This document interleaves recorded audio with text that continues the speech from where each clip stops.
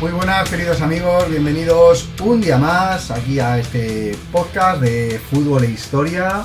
Al otro lado del micrófono sigue mi amigo Santi de Historia desde el Banquillo. Yo soy Miguel, de Quien Marque Gana, y hoy vamos a seguir con nuestro análisis de jugadores históricos, que no quiere decir que sean los mejores en la historia de cada selección, de aquellas selecciones que están participando en la presente Eurocopa.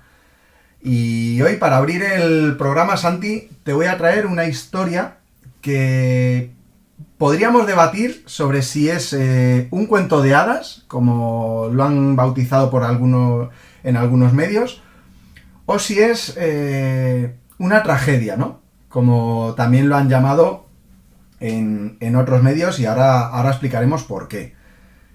Porque hoy, Santi, vamos a hablar de Kim Vilfort, un histórico jugador de Dinamarca, de aquella Dinamarca que gana la Eurocopa del año 92, reconocida, ¿no? por dos circunstancias. La primera es la que vamos a hablar ahora a continuación, que quizás sea la menos conocida, y la más conocida es porque en aquella Eurocopa, a menos de 10 días de dar comienzo el torneo, Yugoslavia fue excluida de su participación por el conflicto de los Balcanes. Y decidieron que era buena idea llamar a una Dinamarca que tenía casi todos sus jugadores ya de vacaciones. Algunos, de hecho, estaban en la playa cuando reciben la llamada del seleccionador. ¿Cómo recuerdas tú esa historia, Santi? Bueno, tengo que decir, yo no estaba vivo en aquel momento aún. Yo aún no había nacido, pero sí que es verdad que es una de esas historias que cuando empiezas a meterte en el mundo del fútbol, bueno, en el mundo de la historia y el fútbol, y tratas de establecer vínculos entre las dos, es de las historias más sonadas. También por cómo acabó ese torneo para la selección invitada. Yo estoy seguro de que no conoceríamos tanto esta anécdota si Dinamarca no acabase el torneo como acabó. Sí, hubiera quedado en una anécdota, ¿no? Y esto es la anécdota, o una de las grandes anécdotas de la historia de las Eurocopas. Sí, además, en aquella selección de Dinamarca es todavía más inesperado el triunfo final, porque el mejor jugador que tenían en aquel momento, que era Michael Laudrup, no fue a la Eurocopa. Cierto, su hermano pequeño. Que tampoco era mal jugador, Brian Laudrup, pero claro, es que estamos hablando de Michael Laudrup, posiblemente el mejor jugador de la historia del fútbol de Dinamarca. Muy probable. De hecho, Santi, en lo que es la fase de grupos de aquella Eurocopa del 92, ya nada más ver el grupo A, tú imagínate que vienes de estar en la playa, que estabas de vacaciones, y te dicen a la selección de Dinamarca que te ha tocado un grupo con Suecia, Francia e Inglaterra.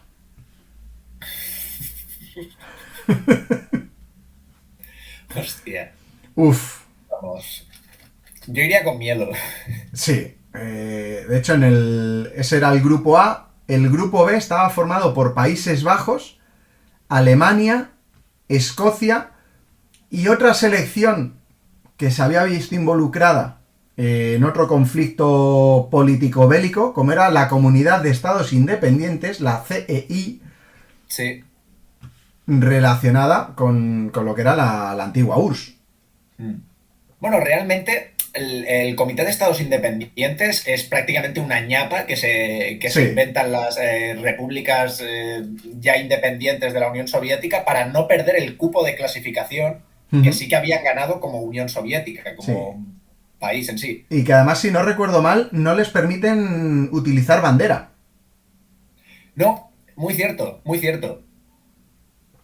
Pero bueno. En el grupo A, como hemos dicho, estaban Suecia, Francia, Inglaterra y el invitado, ¿no? Este amigo que le invitas a todos los cumpleaños por pena. Y le tocó debutar a Dinamarca el 11 de junio contra Inglaterra. Empatan a 0. Bueno, hemos sumado un punto y Y oye, bien, no estamos mal. En la segunda jornada, Dinamarca pierde 1-0 contra Suecia. Y ahí pues todo el mundo podría decir, bueno, esto lo tenemos ya complicado y demás. Pero llega la tercera jornada de la fase de grupos y Dinamarca da la sorpresa y le gana 1-2 a la selección de Francia. Francia e Inglaterra fuera de la siguiente fase de la Eurocopa. Se clasifican Suecia y Dinamarca. Esto me recuerda al grupo F, si no recuerdo mal, del Mundial de Brasil, en el cual se clasificaron Costa Rica y Uruguay por encima de Italia e Inglaterra. Sí, fue tremendo. Esos grupos. Luego en el otro grupo, evidentemente ahí sí se impone más la lógica, se clasifican Países Bajos y Alemania. Y en semifinales, porque no estaba el actual sistema de competición, Dinamarca consigue arrancar un empate a 2 a Países Bajos y le gana en los penaltis 5-4. Países Bajos, que en aquel momento era vigente campeón de la Eurocopa. Correcto. Aquella mítica Eurocopa del 88 que por fin, ¿no?, consigue ganar la selección de Holanda. De hecho, en este partido, los goles de Países Bajos los marcan Bergkamp y Rijkaard. Pero es que el empate a 2 que logra Rijkaard lo logra en el minuto 88 de partido. Países Bajos se adelanta 1-0. Dinamarca se pone 1-2 por delante antes del descanso. Por los dos goles los marca Larsen. Y ya con el partido casi acabado empata Holanda. Luego en la tanda de penaltis falla quien menos podíamos imaginarnos, Marco Van Basten, y Dinamarca anota todos sus penaltis. Llegan a la final contra Alemania, que le había ganado 2-3 a Suecia. Y bueno, aquí es donde se haría más grande la figura de nuestro invitado, el bueno de Kim Vilfort. Y es que durante todo el torneo, por desgracia, esta es la parte triste de la historia, Vilfort tenía una hija pequeña que fue diagnosticada de una gravísima enfermedad. Y estaba en el hospital durante todo el torneo. Entonces, bueno, le consiguieron convencer para que estuviera haciendo viajes ida y vuelta, ya que el hospital estaba muy cerca de Suecia, donde estaba la Eurocopa. Y poco a poco pues se iba aproximando los partidos, Dinamarca los iba sacando adelante y Vilfort pues no dejaba de ir y venir al hospital. Y cuando peor estaba la situación con su hija, ya estaba bastante grave y pensaban que no iba a aguantar mucho más la niña, Dinamarca llega a la final. Y es aquí cuando entra el dilema, si quedarse con su hija en el hospital o ir a Suecia, a disputar la final. Y después de mucho pensarlo, pues Vilfort consigue sacar fuerzas de flaqueza, irse a Suecia a disputar la final con Dinamarca, prometiendo a su hija volver con el título, y efectivamente Dinamarca gana la final a Alemania. Vilfort vuelve al hospital a ver a su hija, pasar los últimos momentos con vida junto a ella, pero es que encima en aquella final contra Alemania, el segundo gol de Dinamarca, el que ya certifica el título, lo marca Vilfort. Y aquí es donde entra el dilema que he visto yo en un artículo titulado, entre interrogaciones, el peor padre de la historia. Porque claro, entra, como siempre, el dilema. ¿Es el peor padre de la historia porque deja a su hija en el hospital? ¿Es el mejor padre de la historia porque va a pelear a la Eurocopa, a disputar la Eurocopa, a luchar con la situación tan grave a nivel personal que supone tener una hija enferma, gravemente enferma, y aún así disputar ese torneo y tener el rendimiento que tiene, porque además de marcar el segundo gol en la final, Vilford marca el cuarto penalti en la tanda de penaltis de las semifinales. O sea, una situación que mentalmente a cualquiera nos puede desestabilizar. Y Vilford tuvo el valor de ir a jugar con su selección y ayudar a su selección a ganar la Eurocopa. De hecho, si mal no recuerdo, bueno, en el libro Sueños de la Euro, que lo tengo por aquí, de Miguel Pereira, un libro publicado en la editorial Panenka, muy recomendable. Ahora, además que estamos hablando de la Eurocopa, quienes podéis echarle un vistazo, yo os lo recomiendo. Si no recuerdo mal, en este libro comenta el autor que fue la propia hija de Vilford la cual le pidió a su padre ir a jugar el torneo, que no se quedase en el hospital. Y yo Ostras. creo que ese es el factor determinante que hace que Vilford vaya a disputar la final finalmente, Sí. valga la redundancia, y nos dé uno de los momentos más tristes y a la vez más icónicos de las Eurocopas, como es su celebración, en la cual, bueno, tuvo que sacar una cantidad de sentimientos que llevaba dentro ese hombre en las últimas semanas, con ese grito que pegó que se tuvo que escuchar en toda Suecia. Sí, sí, sí, sí. De hecho, hay un artículo publicado en el Mundo Deportivo en el año 92 que lo titulan Dinamarca por corazón.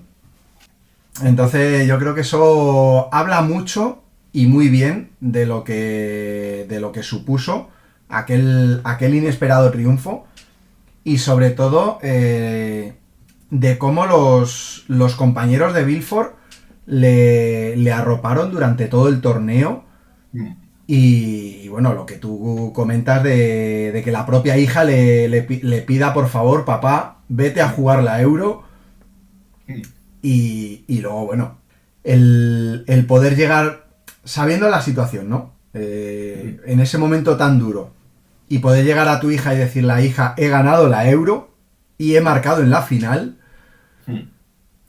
Yo para mí es por lo que tú dices, ¿no? Una de las historias más tristes, pero a la vez más bonitas que hay en la historia de la Eurocopa. Sí, desde luego. Así que, bueno, hasta aquí el paréntesis, ¿no? El trocito del bueno de Vilford. Desgraciadamente conocido por esta parte triste, más que por la parte alegre. Pero bueno, yo creo que son también historias que forjan, ¿no? Esa épica y ese espíritu del fútbol, de los torneos, de superación, porque al final no deja de ser una historia de superación. Y que hoy hemos querido traer aquí al podcast. Otra historia que merece ser contada y que Sí. hemos intentado aportar nuestro granito de arena para que no caiga en el olvido. Sí, Y porque... la que tampoco debe caer en el olvido, y ahora entenderéis por qué, es la que os tengo preparada, que en un minuto os la presentaré. Muy bien, sí, porque como tú bien has dicho, no debe caer en el olvido y yo creo que poca gente a lo mejor la conoce, ¿no? La historia de Kim Vilford. Así que, bueno, reeditando el atentado terrorista futbolístico de ayer, tráenos tu historia de Inglaterra, Santi. Bueno, hoy os voy a traer una historia que resulta bastante desconocida para la mayoría de los fanáticos del fútbol, pero que sin embargo, como ya he dicho antes, es una historia que merece ser recordada y que de hecho os merecéis escuchar. Ya os adelanto que hay otro acto de terrorismo por parte de la Federación Británica, solo que esta vez no involucra a Gareth Southgate, pero sus narices. Hoy os vengo a presentar la historia de Jack Leslie. Un nombre que imagino que ni a ti ni a la mayoría de nuestros oyentes le suena. No, yo por ese nombre en Inglaterra no... Es verdad que Es conozco normal. futbolistas históricos y demás, pero este me resulta desconocido totalmente. Pues Jack Leslie, cronológicamente es normal que no lo conozcas, nace en el año 1900 ¿Mm? y hace su debut en el fútbol poco después del final de la Primera Guerra Mundial. O sea, estamos hablando de un fútbol del cual ha pasado ya más de un siglo. ¿Mm? Eh, Siendo muy joven, bueno, hay que decir que Jack Leslie viene de una familia londinense muy humilde, y él ve una pequeña vía de escape en el fútbol, conseguir una pequeñísima cantidad de ingresos extra, pero que para su familia era algo diferencial, esas pocas monedas que él podía conseguir por jugar en el Barking Town, que es un equipo amateur al cual le hace ganar varios títulos a nivel regional. Ujú. Y ese humilde club, el Barking Town, le sirve como escaparate en un fútbol muy distinto al que es el de ahora. Y en 1921, cuando él tenía 21 añitos y estaba dando un gran nivel en el Barking Town, se interesan por él el Chelsea, el Tottenham Hotspur y el West Ham United. Casi nada, ¿eh? Le surgen buenas ofertas, todas ellas en Londres, en la ciudad en la que vivía, pero sin embargo aquí se cruza en su vida un personaje como es Bob Jack, entrenador del Plymouth Argyle en aquella época, quien, según cuentan, se presentó en Londres con un legajo de postales de fotos del mar y fotos de Plymouth para convencer al jugador que, según ha admitido él mismo, no surtieron efecto, y lo que surtió efecto fue prometerle el doble de salario que le prometía el Chelsea. Después de esa promesa, obviamente, el bueno de Jack Leslie pone rumbo a Plymouth y se acabaría convirtiendo en una leyenda absoluta del Plymouth Argyle. Pasaría 14 temporadas en el club, ni más ni menos, Ujú. en las cuales comenzó, en las cuales comenzó dando un grandísimo nivel, hasta el punto de que, y mira cómo era el fútbol en aquella época, porque esto a día de hoy es impensable, un equipo que en aquella época militaba en la tercera división del fútbol británico hace una gira por Sudamérica en la cual consigue ganar a la selección argentina y a la selección de Uruguay. Uf, casi nada, ¿eh? La Uruguay de aquellos años, Sí, sí, que ganó sí. 2 oros olímpicos. O sea, para que veamos un poco de cuál era la calidad del fútbol británico en una época en la cual le llevaban décadas de ventaja al resto del mundo en este deporte. Ujú. Aunque unas décadas después vendría Hungría y les haría bajar a la realidad Sí. de la forma más dura. Y en esta gira por Sudamérica, Jack Leslie da un nivel superlativo, hace un papel espectacular. Y en 1925 sucedió el acontecimiento que ha hecho que hace pocos la historia de Jack Leslie, ansiosa por su parte, podríamos decir. Ujú. En el contexto de este British Home Championship, el 24 de octubre de 1925 estaba planeado un partido contra Irlanda. Ujú. El 5 de octubre de ese mismo mes, la FA publica la lista de los convocados para el partido y, sorpresa, hay un jugador llamado Jack Leslie del Plymouth Argyle convocado para ese partido. Un jugador de tercera división. Ese 5 de octubre se publica la lista de los convocados, en la cual está Jack Leslie y en la cual puede sorprender a día de hoy que esté un jugador de tercera división, pero es que en aquella misma convocatoria convocan a un jugador del Charlton Athletic, Ujú. quien va y juega ese partido, teniendo en cuenta que el Charlton Athletic también estaba en tercera división en ese momento. Lo que pasa es que mientras el Plymouth Argyle estaba segundo, el Charlton Athletic iba colista. O sea, para que veamos un poco lo que era el fútbol en aquel momento, en el cual podían convocarse para la selección nacional jugadores de tercera división. Sí, sí, sí. Lo que no es Eh, muy lógico es que el jugador que va convocado del equipo que va segundo no juegue y el que sea titular sea el jugador del equipo que va colista. sí, y a esto vamos ahora mismo. O sea, el día siguiente de que se publique la lista, Bob Jack, el que fue el entrenador del Plymouth, le da la noticia a Jack Leslie de que ha sido elegido para Inglaterra para jugar este partido contra Irlanda. La fiesta que se monta en Plymouth es espectacular, porque era la primera vez en la historia que un futbolista del club iba a representar al club en la selección inglesa. De hecho, hasta día de hoy, ningún jugador jugando en el Plymouth Argyle ha sido convocado para la selección inglesa. Ujú. O sea, esto iba a ser una fiesta total, Iba. pero iba. Y aquí viene la parte triste. El 19 de octubre, misteriosamente Jack Leslie desaparece de la lista de convocados y meten a Billy Walker, un jugador del Aston Villa. claro, este cambio en la federación, este cambio en la FA, al ser preguntada por qué han excluido a Jack Leslie de la lista, se niega a dar explicaciones y deja a Jack Leslie como reserva de última hora, que finalmente no viaja. Finalmente, ese 24 de octubre se disputa ese partido entre Inglaterra e Irlanda, en el cual Inglaterra e Irlanda empatan a cero en una oda al fútbol. Vaya. Mientras Jack Leslie ese mismo día juega en el Plymouth y marca 2 goles en una victoria por 7-2 como locales. Llegados a este punto, Jack Leslie salió a dar explicaciones de lo que él consideraba que era la razón por la que no le convocaron. Y es que, amigos y amigas, aquí llega un punto de la historia de Jack, hay un aspecto de la historia de Jack Leslie que debemos saber. Es el hecho de que Jack Leslie era un jugador negro, de padre jamaicano y de madre inglesa. Y el cual tenía también un carácter muy fuerte. También, debido al racismo de esta época, supongo que acabas forjando un carácter bastante duro y bastante fuerte, simplemente como método de autodefensa. Y Jack Leslie salió a la prensa a hacer las siguientes declaraciones. Nadie me miró a los ojos y me lo dijo, pero vi que la FI lo pensó 2 veces. Volvió a mirarme a mí, pero no a mi fútbol, sino a mi cara. Vieron que mi padre era negro, y ya está. Nadie me lo dijo de manera oficial, pero esa tenía que ser la razón. Mi madre era inglesa, pero mi padre era negro como el as de picas. No había ninguna otra razón para no convocarme. Y es que realmente el fútbol que estaba dando Jack Leslie en ese momento era espectacular. No había otra razón de fondo. De hecho, se sospecha de que esta convocatoria la hizo un miembro de la federación de una manera, digamos, un tanto unilateral, sin contar con el resto.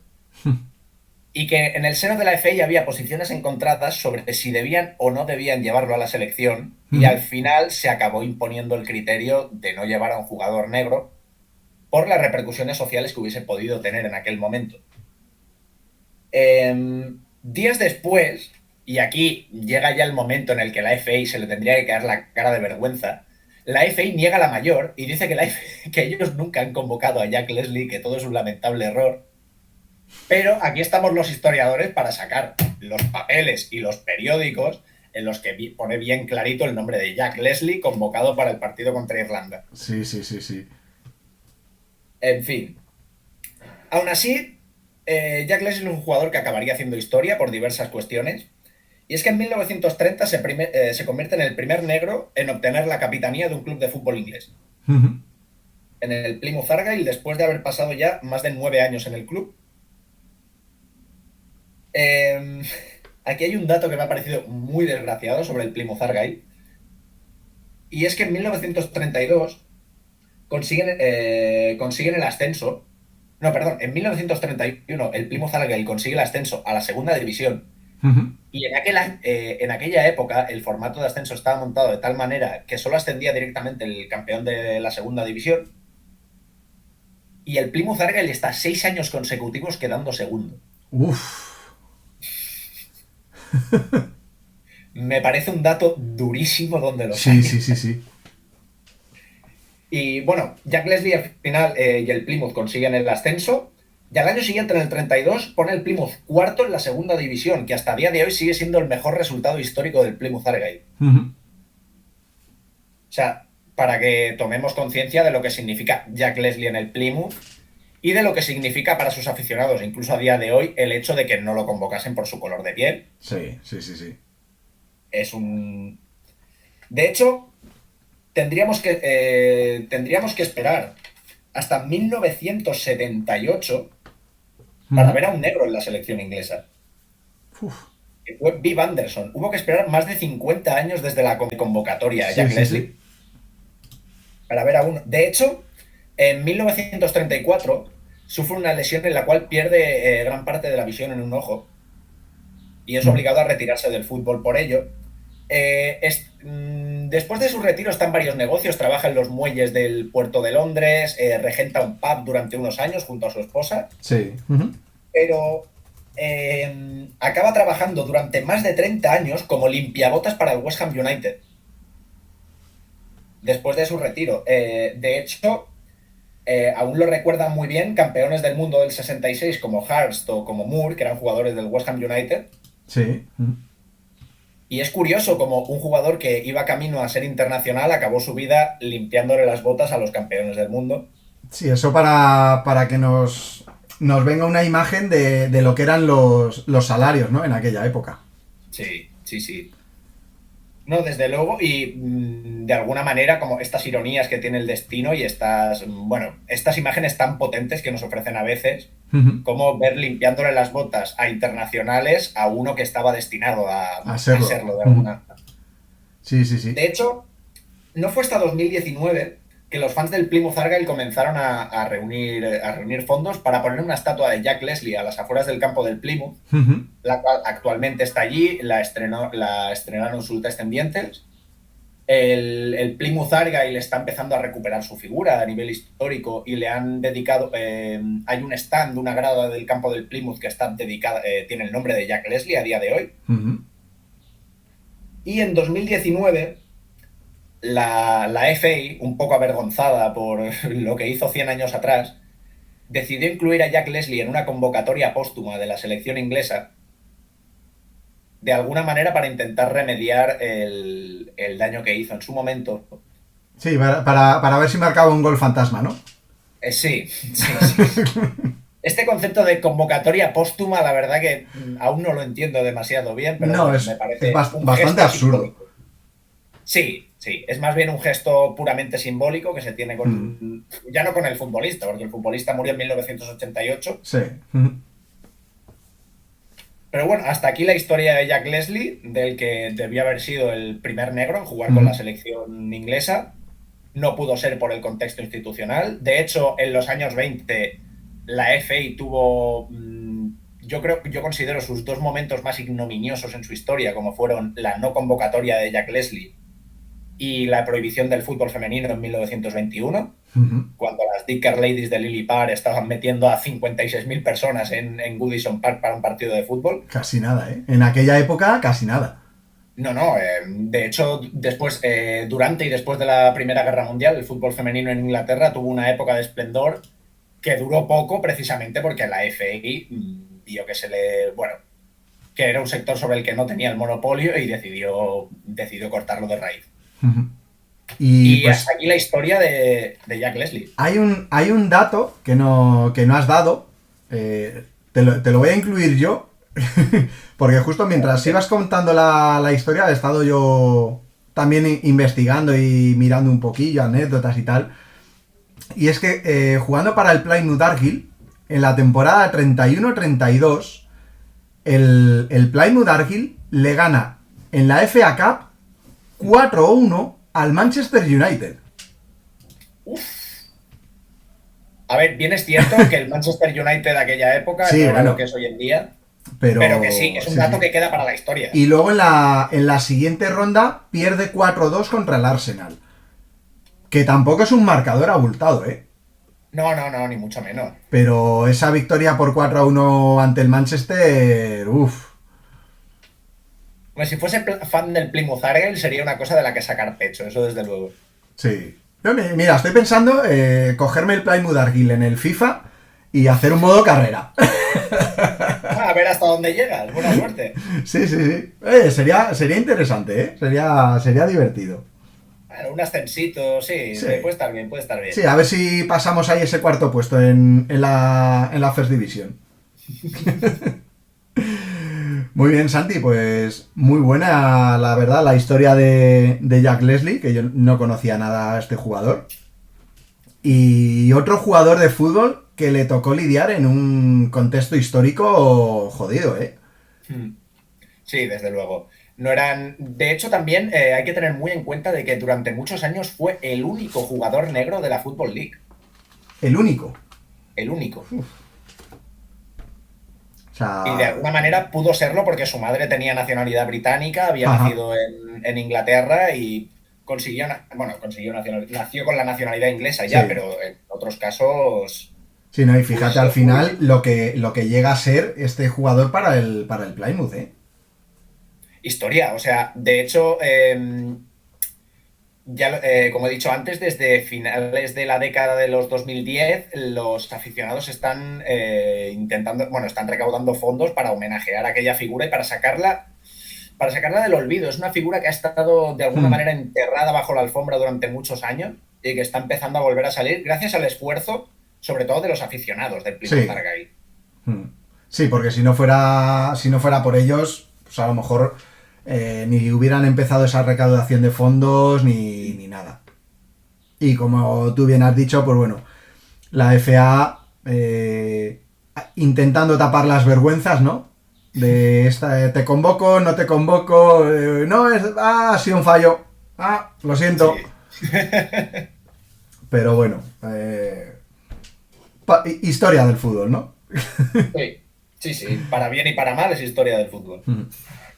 Así que bueno, hasta aquí hemos llegado con otro capítulo más de historia, de fútbol, de anécdotas también, porque al final, más triste, menos triste, más vergonzosa o tal, pero bueno, no dejan de ser anécdotas estas cosas que ocurren, ¿no?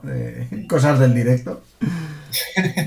Y bueno, espero que a nuestros oyentes les guste, que sigan compartiendo con amigos, familiares, compañeros de trabajo este contenido, que al final a nosotros pues nos ayuda a crecer y si vemos que más gente nos escucha, pues al final es un indicativo de que el contenido está siendo bueno y podemos seguir trabajando en esa línea. Si no les gusta, pues que nos lo dejen en comentarios, que nos digan qué es lo que no les gusta. Y al final ellos son los que nos ayudan a crecer, ¿no? Los que para bien o para mal nos dan el feedback y en base a eso pues nosotros seguimos buscando historias, seguimos explorando líneas de trabajo y al final pues les damos lo que ellos nos piden, ¿no? O no les damos lo que no nos piden. Así que nada, un placer, Santi, una semana El placer más es mío. y nos vemos en el siguiente podcast con nuestros oyentes y como siempre les decimos, que no se olviden que quien marque, gana. Nos vemos.